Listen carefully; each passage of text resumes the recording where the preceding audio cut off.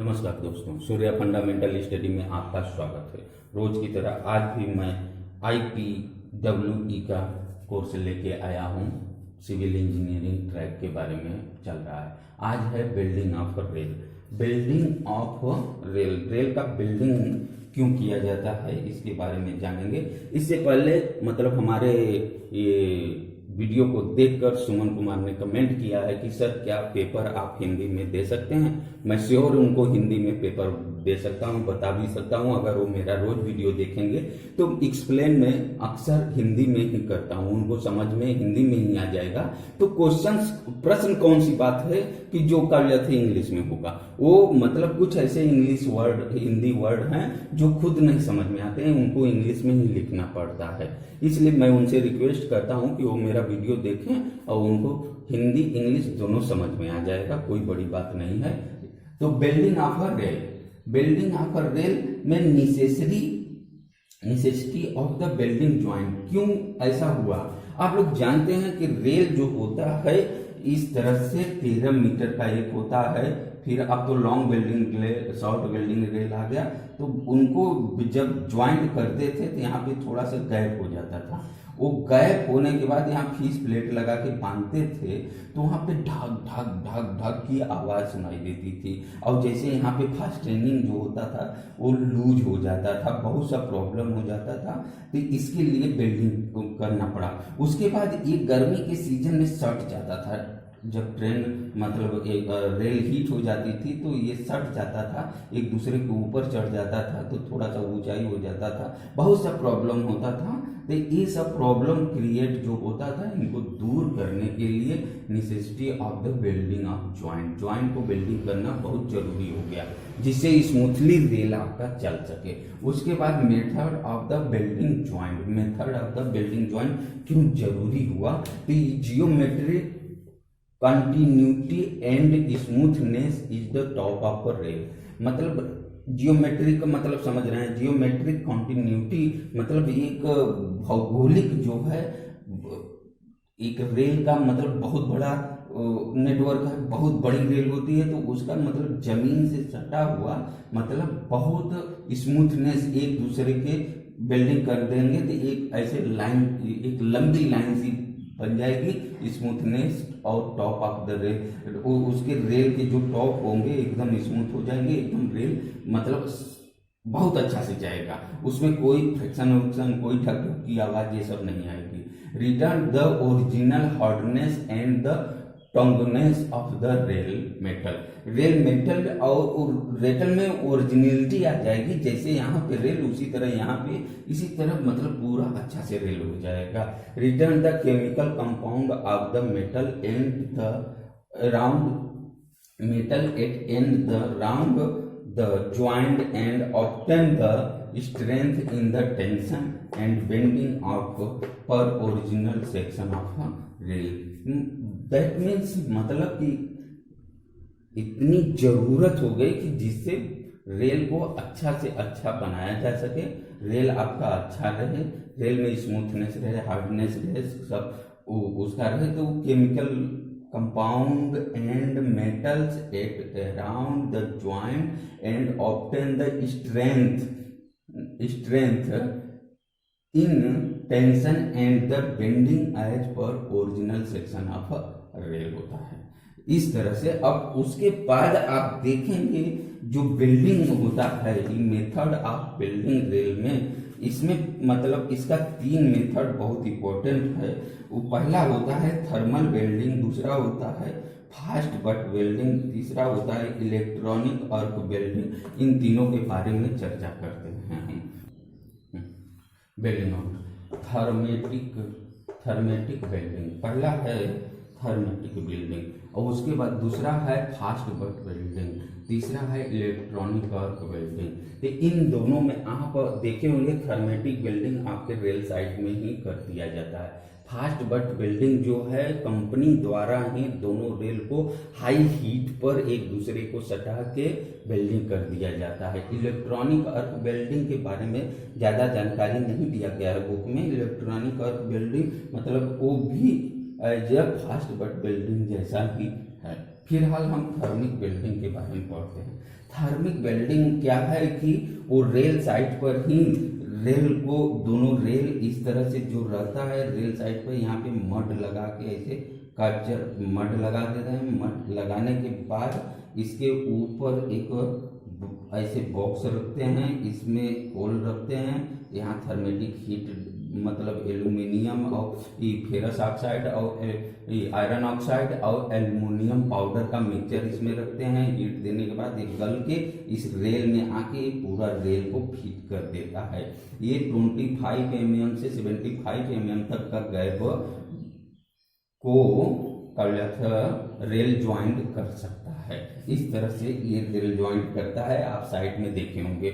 उसमें क्या होता है कि ये आयरन ऑक्साइड और प्लस एल्युमिनियम पाउडर होता है, इन दोनों को जब गर्म करते हैं, आग लगाते हैं, तो एल्युमिनियम ऑक्साइड होके अलग हो जाता है और पूरा आयरन निकलता है। आयरन और प्लस हीट निकलता है। आयरन और हीट जो निकलता है वो उसमें आयरन इसमें फिट हो जाता है। इसको रेल को पहले हम टेम्परेचर देते हैं, मतलब इतना गर्म करते हैं, इसको हीट देते हैं एलपीजी गैस और ऑक्सीजन के साथ मिला के 2450 डिग्री सेल्सियस मैक्सिमम इसको हीट करते हैं। जो हीट करते हैं 10 से 12 मिनट तक हीट करते हैं। उसके बाद 10 से 12 मिनट हीट करने के बाद उसमें अब ये ऑक्सीएलेटिक गैस 4 से 5 मिनट या 2.5 से 2 मिनट तक इसको हीट करते हैं। अच्छा से हीट करने के बाद इसको लगाते हैं, इसको 2 से 2.5 मिनट तक आग लगाते हैं। उसके बाद केमिकल रिएक्शन होता है।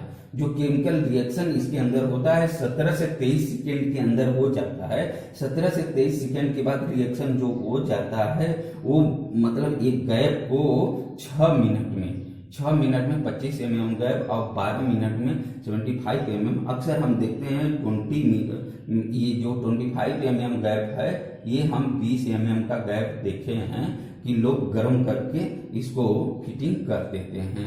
तो इस तरह से 20 mm या 25 mm गैप को तुरंत ये 6 मिनट में गैप कर को कंट्रोल कर देता है। उसके बाद 6 मिनट बाद इसको खोल खाल के हटा देते हैं। उसके बाद ग्राइंड करके इसको रेल के साइड में मिला देते हैं। तो इस तरह से थर्मिक वेल्डिंग किया जाता है।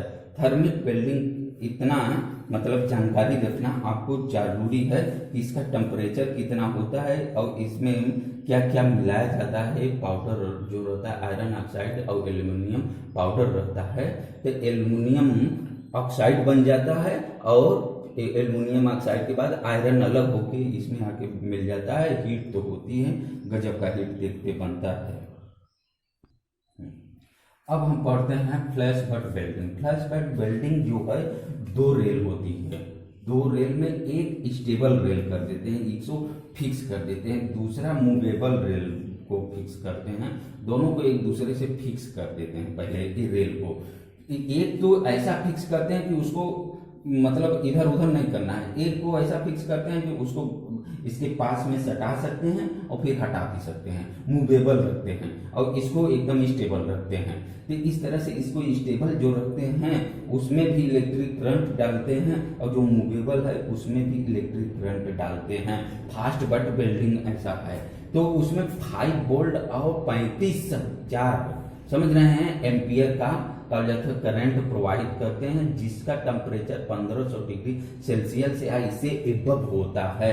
समझ रहे हैं। और इसको जो 35 to 40 मतलब टन का प्रेशर देते हैं, दबाव देते हैं। इतना टन का एक मतलब मूवेबल रहता है, एक स्टेबल रहता है। और जब ये हीट हो जाता है इलेक्ट्रिक करंट देके सब कुछ देके हीट कर देते हैं, तो ये फास्ट बट वेल्डिंग एक दूसरे के पास सटा देते हैं, जिससे थोड़ा सा ये दूसरा पिघल के एक दूसरे के मतलब ऐसा अटैच कर लेता है, ऐसा ज्वाइंट हो जाता है कि वो इतनी मजबूती ला देता है कि फ्लैश बट वेल्डिंग काम करने के या रेल को मतलब क्रैक नहीं किया जा सकता है। तो flash butt welding is a superior than the thermatical welding, क्योंकि थर्मेटिकल वेल्डिंग को उसके साइड में फ्रैक्चर होने की संभावना होती है, बट फास्ट बट वेल्डिंग में ऐसा नहीं है। अब 10 से 6 मिनट के बीच में ये फ्लैश बट वेल्डिंग 60 kg का रेल मतलब ज्वाइन किया जा सकता है। 6 मिनट में लगभग 52 kg का, 5.5 मिनट में लगभग 90 रेल को ज्वाइन कर दिया जाता है। इस तरह से 8 आवर्स में अगर काम करते हैं तो 80 ज्वाइंट लगभग कर दिया जाता है फास्ट वेल्डिंग के द्वारा। इस तरह से आपका ये है। इलेक्ट्रिक और वेल्डिंग के बारे में केवल नाम जानिए, इसका ज्यादा डिस्क्रिप्शन नहीं दिया गया है। इस तरह से वेल्डिंग के बारे में हम जानेंगे। उसके बाद होता है मोबाइल फ्लैश वेल्डिंग मशीन एक आती है, जो वो कहा जाता है मशीन है K35 fast welding K35 type का एक मैन्युफैक्चरिंग मतलब रेल ज्वाइंट करने के लिए एक मशीन है। मशीन का नाम है K355। ये मशीन जो है बनाया गया है पल्सर एंड थ्रेशर द्वारा बनाया गया है। ये रेल साइड पर ही जाके हाई टेम्परेचर का जनरेटर ले जाके, हाई वोल्ट का जनरेटर सब साथ में ले जाके कलर साइड पर ही रेल वेल्डिंग कर सकती है। लेकिन ये बहुत कॉस्टली होता है, इसलिए इसके बारे में केवल इतना ही जानिए। और ये अभी रेल लाइन पर नहीं आता है। उसके बाद आप इतना जानने के बाद development of building rail, development कैसे हुआ बिल्डिंग रेल का, डेवलपमेंट जो हुआ in Indian railway keep in the peace with the advantage rail of the world. Indian railway का पूरे इंडिया मतलब वर्ल्ड में नाम है।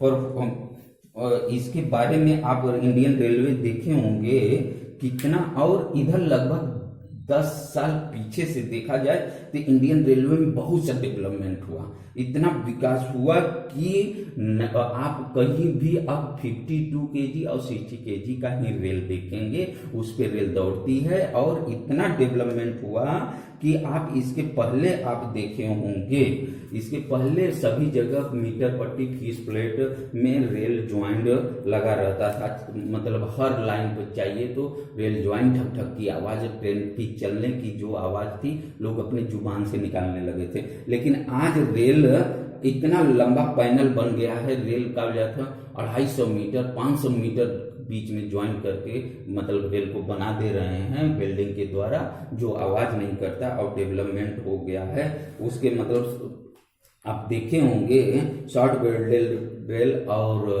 कंटिन्यूअस वेल्डेड रेल बना के पूरा मतलब सेक्शन टू सेक्शन यानी स्टेशन टू स्टेशन कर दिए हैं। तो इतना डेवलपमेंट हुआ है।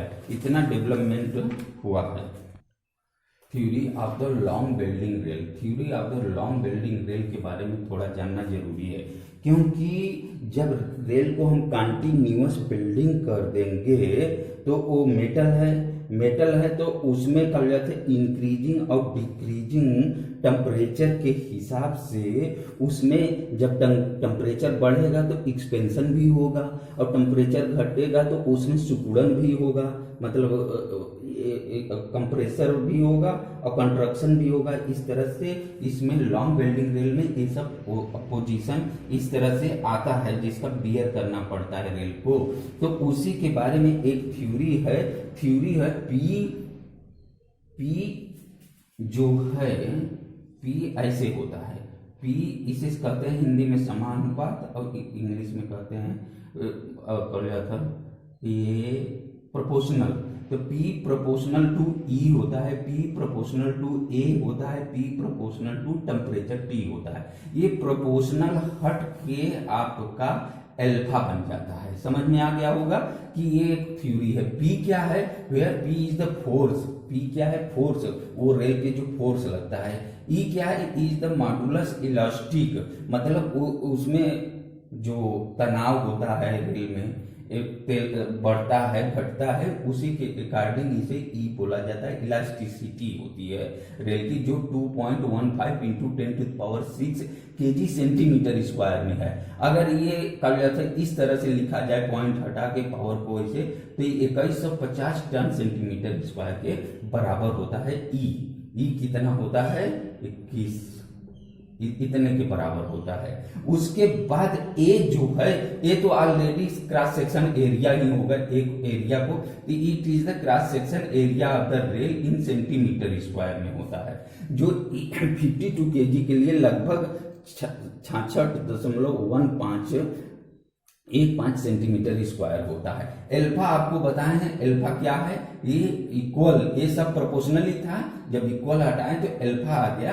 Alpha is a coefficient of the linear expansion, ये अल्फा कोफिशिएंट है, ये लीनियर एक्सपेंशन का जो बढ़ता है घटता है उसके लिए। इसकी वैल्यू अल्फा की लगभग 0.0001152 पर सेंटीडिग्री मतलब टेम्परेचर के हिसाब से होता है। उसके टी इज द टेम्परेचर है, बायरियस temperature in the degree Celsius में लिया जाता है। इतना आप समझ गए थे। इन सब की वैल्यू अगर इसमें रख दिया जाए तो रखने के बाद P की वैल्यू आप टेम्परेचर की वैल्यू कितनी होगी, टेम्परेचर इज जैसे 1000 डिग्री सेल्सियस या जो भी उस क्रॉस सेक्शन एरिया का टेम्परेचर होगा उसी को हम लिख लेते हैं। तो इस तरह से हम अगर इसमें फिट करें तो P इक्वल E की वैल्यू क्या है 2.15 इंटू 10⁻6 हमने बताया, ये हुआ E की वैल्यू 6 इंटू, अब पूरा का मल्टीप्लाई होगा इंटू क्या है ए क्रॉस सेक्शन एरिया 52 kg के लिए हमने 6.15 बताया, ये होता है क्रॉस सेक्शन एरिया। उसके बाद अल्फा है, अल्फा की वैल्यू 0.000152 इतना बताया, इतना रख देते हैं। उसके बाद जो टेम्परेचर होता है, टेम्परेचर एज उसकी वैल्यू 1 इंटू 10⁻³ लिया गया है, डिग्री सेल्सियस होता है, ये टी की वैल्यू है। उसके बाद इसका मल्टीप्लाई करके पी की वैल्यू जो टोटली आपकी आएगी लगभग 1.638 टन आएगी। टन में इसलिए लिया जाता है, रेल बहुत भारी होता है, इसका फोर्स टन पर डिग्री सेल्सियस ना। इस तरह से P की वैल्यू इतना आ जाती है। जब P की वैल्यू आ जाती है इतना तो उससे हम P इक्वल टू इतना ST, P equal to 31.5 ST। ये ST भी एक अलग तरह का क्रॉस सेक्शन वेट है और T इज टेम्परेचर है। तो ये 52 kg के लिए आप फोर्स की वैल्यू टोटली निकालेंगे तो P की वैल्यू आएगी ES और T की वैल्यू को रखने के बाद 52 kg में, तो इसकी वैल्यू आएगी P की 31.5 इंटू 52 kg रेल के लिए करेंगे तो इसकी वैल्यू लगभग P की 1.638 पर डिग्री सेंटीग्रेड होता है। इस तरह से ये थ्योरी थी, थ्योरी के बारे में जानना जरूरी था। डिफिनीशन पढ़ते हैं। लॉन्ग वेल्डेड रेल का डिफिनीशन क्या होता है। लॉन्ग वेल्डेड रेल आपको मालूम होगा ब्रॉड गेज के लिए 250 मीटर से लगभग 500 मीटर तक लंबी चूटनल लंबाई होती है। वेल्डेड रेल करके बना देते हैं तो इसको कहते हैं हम कंटिन्यूअस वेल्डेड रेल CWR कहते हैं। शॉर्ट वेल्डेड रेल को SWR कहते हैं। इसके बाद इसमें ब्रेथिंग लेंथ होती है। जैसे आप देखेंगे लंबा रेल हो गया तो लगभग एक स्विथ एक्सपेंशन ज्वाइंट होता है, यहाँ पे SEJ लगा के एक नया रेल फिर इस तरह से कर देते हैं। ऐसे SEG लगा रहता है इधर भी, ये जैसे 500 मीटर का है तो SEG एक्सपेंशन स्विथ एक्सपेंशन ज्वाइंट SEG करते हैं। SEG लगा के फिर आगे लॉन्ग वेल्डेड रेल कर देते हैं। ये इसलिए करते हैं कि जब इसमें टेम्परेचर के हिसाब से एक्सपेंशन हो और कंट्रैक्शन ठंडी के हिसाब से सिकुड़न हो तो इसमें क्या होगा तो यहाँ से लगभग 75 मीटर तक ब्रेथिंग लेंथ कहा जाता है। कौन सा लाइन बोला जाता है, ब्रेथिंग लेंथ, मतलब कि ये सांस लेता है, ये यहाँ से यहाँ तक एक्सपेंशन हो जाता है। इधर भी 75 मीटर तक ये बढ़ता घटता है और इसके बीच में कुछ भी नहीं होता है। अगर कुछ भी होता है तो वो लंबा है और पूरा फास्टेनिंग स्लीपर को, लाइनर को और कंट्रोल क्लिप पकड़ के रखा है कि इसमें कुछ भी नहीं होता है। अगर इसमें हीट या टेम्परेचर से एक्सपेंशन होता है तो जनरली ये ऊपर वर्टिकल साइड में होता है, जिसका असर कुछ नहीं पड़ता। और ज्यादा प्रेशर पड़ने पे इधर ये पुश करेगा, उधर पुश करेगा, तो ये 75 मीटर तक ब्रीदिंग लेंथ कहा जाता है, जिसका असर आप एसीजी पे देखेंगे। ये थोड़ा सा सुबह सुकड़ जाता है, दोपहर होते होते फिर इसमें सट जाता है, फिर यहाँ पे गैप रहता है। गैप जो दिया जाता है एसीजी का वो लगभग 40 mm से लेके 60 mm तक, 70 mm तक रहता है। इतना ब्रीथिंग लेंथ ये करता रहता है रेल। तो इस तरह से ब्रीथिंग लेंथ हो गया, ये लॉन्ग बेल्टेड रेल या शॉर्ट बेल्टेड रेल हो गया। स्विच एक्सपेंशन जॉइंट के बारे में आपने जान लिया। अब इसके बाद आप देखते होंगे ट्रैक स्ट्रक्चर जो बनाया जाता है LWR का और CW शॉर्ट बेल्टेड रेल और LWR लॉन्ग बेल्टेड रेल, और इसी को LWR भी कहते हैं, लॉन्ग बेल्टेड रेल, लंबा सा CWR को, कंटिन्यूस बेल्टेड रेल को। तो इसमें 50 kg और 60 kg स्लीपर और कंक्रीट, मतलब जिसे कहते हैं कंक्रीट स्लीपर और विथ इलास्टिक फास्टेनिंग कर दिया जाता है, जिसकी वजह से वो पकड़ के रखता है। और उसके बाद मिनिमम ब्लास्ट कुशन जो होता है वो आप जानते हैं, अगर 130 किलोमीटर पर हावर की स्पीड से 130 किलोमीटर पर हावर की स्पीड से ट्रेन जा रही है तो उसके लिए मिनिमम ब्लास्ट कुशन जो दिया गया है, आपको मालूम होगा 300 mm नीचे इतना ब्लास्ट रहना चाहिए। 300 से 350, लगभग कहीं कहीं 250 mm तक ब्लास्ट कुशन रहता है। और इस तरह से आप देखे होंगे, अगर हाई स्पीड ट्रेन चलाना है तो इसकी फास्टेनिंग अच्छी करनी होगी और ब्लास्ट कुशन लगभग 500 mm तक का करना होगा। आउटर साइड में 500 mm ऑलरेडी रहता है, उसके शोल्डर साइड पे भी ब्लास्ट रहता है, पकड़ के रखता है। इस तरह से इसकी कलर डिफाइन किया गया है। अब हम पढ़ते हैं टाइप ऑफ स्लीपर और sleeper density. Type of sleeper मतलब कि कितना टाइप ऑफ स्लीपर, कितने टाइप के होते हैं। स्लीपर तो मेनी टाइप्स के होते हैं, पर उसका 1 किलोमीटर के अंदर में कितना डेंसिटी होता है, तो हम लिख लेते हैं टाइप्स ऑफ स्लीपर और उसका मतलब strength density, sleeper density.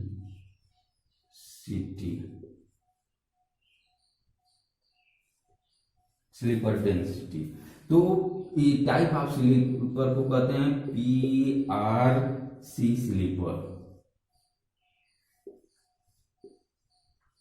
PRC sleeper ये टेम्परेचर जोन के हिसाब से रखा जाता है। टेम्परेचर जोन 1 और 2 के अंदर है तो लगभग 1340 स्लीपर लगता है। In temperature zone first and second के अंदर। और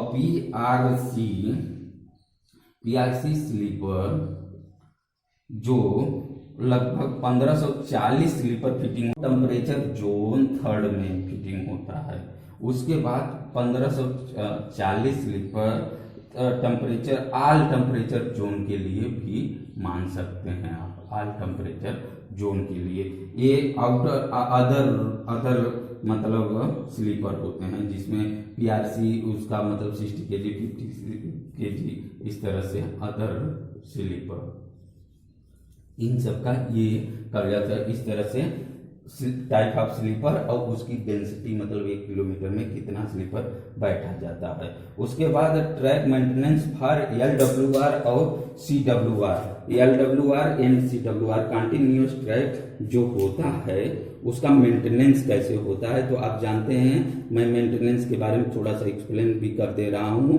maintenance should be done by when the rail temperature is between rail temperature 10 degree Celsius to TD 30 degree Celsius.